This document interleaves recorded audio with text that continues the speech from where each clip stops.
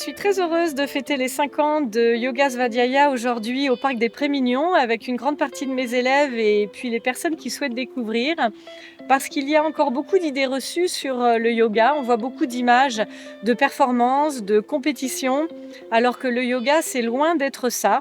Le yoga, c'est à la fois du renforcement musculaire, de l'assouplissement aussi, et un grand apaisement mental grâce au travail du souffle. La pratique du yoga sur le long terme est vraiment un outil de réappropriation du corps, un outil de redécouverte de soi et un outil d'émancipation.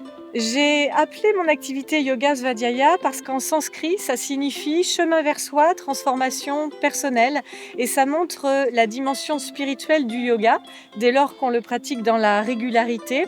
On emmène tout ce que ça nous apporte dans notre quotidien, dans les différentes situations de vie qu'on peut traverser. Une fois qu'on est apaisé intérieurement, qu'on trouve un équilibre, une bonne relation à soi, alors on est en meilleure relation avec notre environnement. Et en ça, pour moi, le yoga est un outil politique. Je vous montre 2 outils importants. Le premier, c'est les Yoga Sutras. Et puis, le mémoire de fin de formation que j'ai rédigé et que j'ai intitulé « Yoga, quête de sens et cohérence de l'engagement ».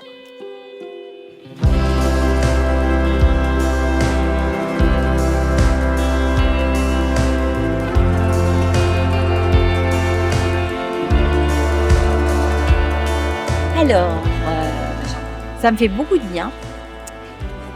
Ce que j'aime beaucoup, c'est que Céline, elle nous apprend à être mieux avec notre corps. Elle nous apprend à ne pas forcer les mouvements, mais aussi quelquefois à faire beaucoup confiance à notre corps et de penser qu'on peut faire beaucoup plus de choses qu'on croit. Et ce qui est super dans les cours de Céline, c'est que c'est vraiment, tout le monde peut y trouver en fait vraiment ce qui lui convient, parce qu'il n'y a pas de réelle obligation. On adapte beaucoup en fonction de nos capacités, de notre physique, de ce qui peut nous encombrer, de ce qui peut, voilà. Donc franchement, voilà, je n'ai qu'un regret, c'est de ne pas avoir commencé plus tôt. Ça m'apporte quelque chose de très subtil au quotidien, une meilleure posture. Ouais, je ne me suis pas rendu compte tout de suite, mais c'est vraiment subtil, quelque chose sur le souffle aussi, je me fais plus attention à mon souffle. Elle m'apporte beaucoup, beaucoup en tant qu'homme, je pense, mais ça concerne tout le monde, c'est le fait qu'on se raidit quand même beaucoup dans le quotidien, et puis aussi avec le temps. Donc, le fait de s'assouplir, de se déraidir comme ça, c'est très important, et ça c'est vraiment tout ce que permet le yoga, et en particulier le yoga que pratique Céline, qui est très respectueux en fait de la physiologie.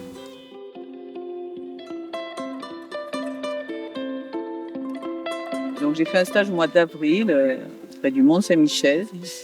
Et j'ai beaucoup apprécié, c'est un stage randonnée, donc j'ai beaucoup apprécié d'une part de faire des séances matin et soir parce que ça permet, enfin moi en tout cas ça m'a permis de sentir des choses que j'avais pas senties pendant les cours. Ben voilà, j'ai été ravie de ce stage et du coup je me suis inscrite au prochain, fin août, pour réitérer l'expérience parce que ça m'a vraiment beaucoup apporté et j'ai envie de continuer dans cette exploration-là.